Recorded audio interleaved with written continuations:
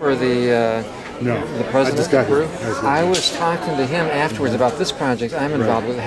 You went back after 15 years. Yeah. I went back after 45 years. I've been taking people back to find people I haven't seen in 45 years. Oh, wow, It's that's a wonderful. reunion, and so let's do something with that energy. So I made a little DVD of it I'd like to give you. Oh, this is so nice. These are the people that you've taken back? Yeah. Oh, I took wow. Jim back, and that's a fellow that he met. Oh, He was my his best God. friend 45 years Brothers, ago. this is really great. And they haven't had any connection in 45 years till I brought them together. Thank you. Thank you. Ever had any contact from any of the people from Morocco or the Congo, or heard any more about your housing developments there, how they turned out? I have had no conversation. I have never seen pictures. Once you, I guess anyone in that younger age group, when you leave, you mistakenly leave without connection. Mm-hmm. And so, although I had a lot of friends there, I've not had any connection with them, mm-hmm. and I regret that. In all of these countries. Well, I just want to say, first, thank you so much. I just am overwhelmed with emotion, really, by your connection and the spirit in which you brought it. I also served in the Peace Corps, and I was telling you guys that I served in a country in the Middle East where it's not possible to maintain contact with people because it would endanger their lives in Iran, and I've always wanted to have what you guys have right there, and I appreciate so much you sharing it. And I just want you to talk more. And so we went back there just before we were going to leave Africa in 1984. When we finished at 84, because we were in Kenya and then we were down in Singida, we had never gone to Loliondo. And the kids were beginning, they were old enough, they wanted to hear our stories, and we told them about this. So we said, we will go there before we leave. So we drive to Loliondo, and we go up to that house.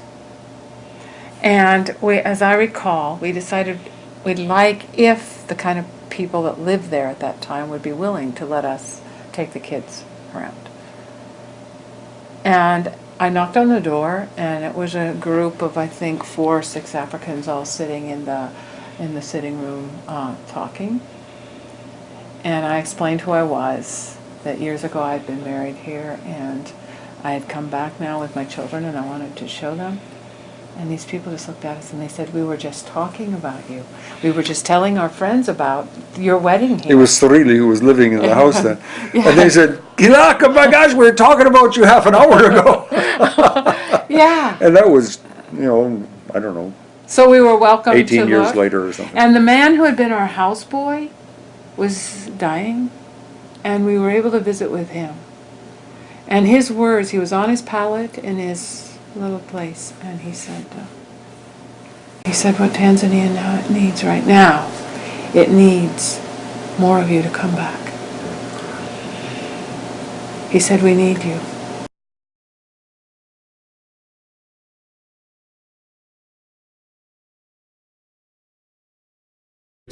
I'm not sure it's a real thing, but it's through Yahoo, and he asked, would you be my friend on Yahoo? And so I thought, wow, this is amazing, And last time I exchanged email with him, he said, I'm inviting you. Afghans are always big on inviting people over to their house. I'm inviting you back to Afghanistan to come to my house. And I said, well, I hope to be able to do that someday, But Do it. Lena and I'll come in. yeah, it'd be amazing. If I do it, I'll let you guys know. Okay, so my name is Donna Winkleman. I was a Peace Corps volunteer in Ukraine from 1996 to 98. And I just have to add this. And we lived with a family for 3 months, and Vitaly was the youngest member of that family. Okay. Okay, I already got introduced. My name is Vitaly, and actually I've met Donna and Tom in, was it 96? Yes? Yes, in 96, and they lived for 2 months with our family, and we then enjoyed knowing them for 12 years now, I guess. Well, we didn't see each other for 12 years, but Yes. we've known each other for 14 years. Yes. Another thing I'd be curious about with that, went to a talk recently where they talked about high tech, which would be the internet and that, and high touch, which would be this kind of face-to-face connection. And sometimes I hear people say, well, it's okay, it's enough just to connect with the high tech. But now, would you have a response of adding this, of the importance of seeing face-to-face at least sometime, if you can, to have that happen? How is that compared to just email? I'm not a great, even though I'm into IT and I spend a lot of time online, I'm not a great believer into high-tech connection. It's not, I mean, your years of emailing does not compare to one visit when you can really see the people and you know, you can hug them and you can talk. It's even with video conferencing and all that, it still doesn't give you the feel. Years later, I mean, this was actually just a few years ago, which was 18 or so years after I left the country, I started all at once hearing from a bunch of my former students. So, you know, I'd gone years without hearing from many of them. And then all of a sudden, you know, I get an email from one saying, Joseph Ansong, how are you? I'm good, how are you? It's good to see you. Good to see you too. Yeah. Wow, it's been a long time. Yeah, a long time. I did recognize you. I wasn't sure I would. I do recognize you as well. You did, yeah. Yeah, I did. Yeah. Hi, how are you? Good. Nice to see you. Brian, long time no see. Yeah, very long time. Thinking about too is you all knew each other. What's it been now? Almost 30? No, 20 years. 18 years. About 20, yeah. And you still are reconnecting rather than been there, done that. Now I'll go my way and forget the people back there.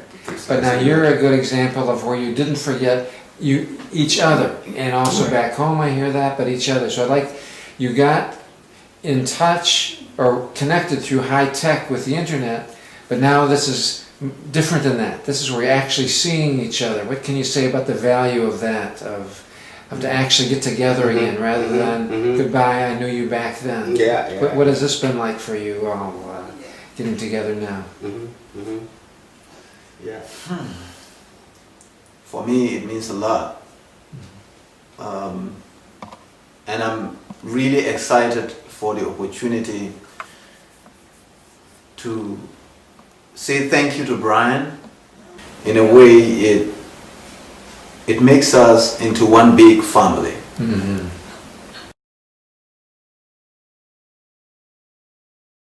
This is Carrie. She's the Deputy Director of the Peace Corps. Oh, hi, Carrie. How are you? I'm Mike. And she Hi, wants to Mike. hear your story. Yeah. Hi. Are you like being reunited? Is that the story? Yeah, they've just been reunited recently, but it's like been 50 years ago. What was 66? Was it? 64 through 66. Okay, well, my name is Mike Maidenberg, and I was a Peace Corps volunteer in India from 1964 through 1966.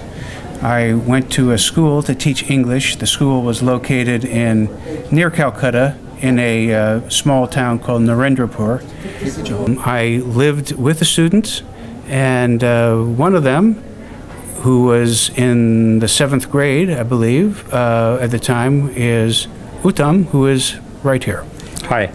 I'm Uttam Mukhopadhyay.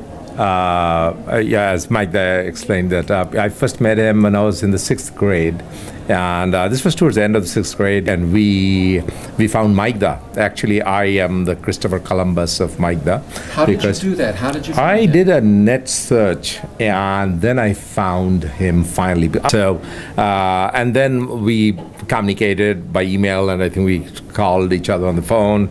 I immediately let my classmates with whom I'd reconnected from my Narendrapur days, and let them know they're all very excited. I was so happy, so excited to be able to see my students who, in my mind's eye, were still these little kids in shorts and white shirts, running around yelling Mike Da and things like that.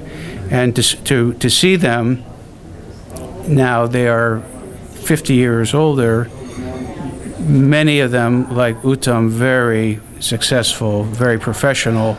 And I felt very good about that and about that experience. In early June, I received an email from Sally Davenport, who was a Peace Corps volunteer in the same group that I was in. And so in early June, she sent me an email that she had been working with a Tanzanian from the University of Arizona. Somehow they finally figured out that Tellus had been at the school where I taught as a Peace Corps volunteer. And there was a second American, Mario Salerno, who another Peace Corps volunteer, and the two of us taught there, and Tellus said, oh, he remembered us very clearly. And a few days later, she said, well, indeed, Tellus has told me that his full name is Telesfori. And then when he was at Sumve, his name was Telesfori Raphael. And then I realized that this Tellus in Tucson was exactly this Telesfori that I remembered from 1964 and 1965. And Sally went on to say, he still has that curiosity. He's always asking questions. He's always wondering about how to make things better. And she described Tellus today exactly as I remembered Telesfori 45 and 46 years ago. Was always kind and polite and soft-spoken, but had this ability to press us. In no way that was mean at all, but he wanted to know things. And so that's why I still, 45 years later, I was able to translate Tellus into possibly Telesfori, and it turned out that's who it was. But again, I think all returned volunteers, Peace Corps volunteers, will have those 4 or 5 or 6 or 8 people that they really remember, even if it's after, in my case, 45 years. And he was certainly one of those people. Hi, I'm Telesfori Machibia. I come from Mwanza in Tanzania. And Mwalimu is the word for teacher, so I'm going to refer to my teachers as the title we normally use as Mwalimu. So Mwalimu Manchester and Mwalimu Salerno were my Peace Corps teachers from 1964 to 1965. Okay. I want, and where I'm coming from now, is Peace Corps volunteers came and they were with you way back when. But now I think it's important to have more of an ongoing thing rather than we saw you, we've been there, now we're going to do something else, to have more of a connection. And so I'm curious, now with the internet, we're able through email to have connection, but even more than that, I think this face-to-face kind of connection is important. It fills out the picture more. So I'm curious your response to that, or thoughts about how has this been? But yes, you are very right. I think there is this need of saying it's not just the 2 years that you interacted with, or we interacted with these people. It's the continuation. And I think also it should go beyond that, and I know little about President Kennedy's ideas. It was not just for the 2 years experience, it was building the relationship between nations. And if you don't have a follow-up, other than just sending more and more and more Peace Corps without having to say, okay, these were here, what have they continued to interact, and what else have they continued to come back, for example, even just to visit the areas they have been. So you're right, I think there is that need. And how has this experience been for you now with Stephen Marriott? Oh, wonderful. Yesterday we had to be told to go to bed.